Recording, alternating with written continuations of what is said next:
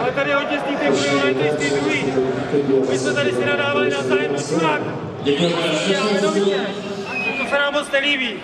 Já vím, že to není tady na vás, na všechny. Ono je to většinou na ty, co už asi nenápadně zdrali. Ale jako já si myslím, že jsme všichni slušní lidi a nadávat si, protože někdo něco zkazí.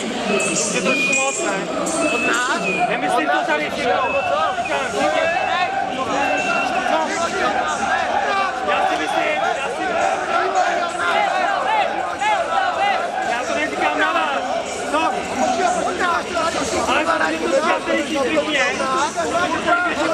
když děláme podívají.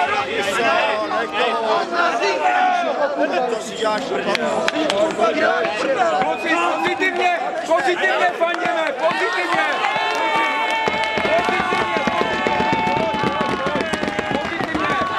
Pojď, neboj, kluci, dobrý to bylo, nerádi, pojď!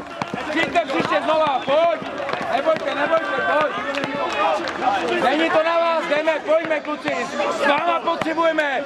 S váma to potřebujeme vyhrát, pojďte! S váma potřebujeme! Pojď, pozitivně!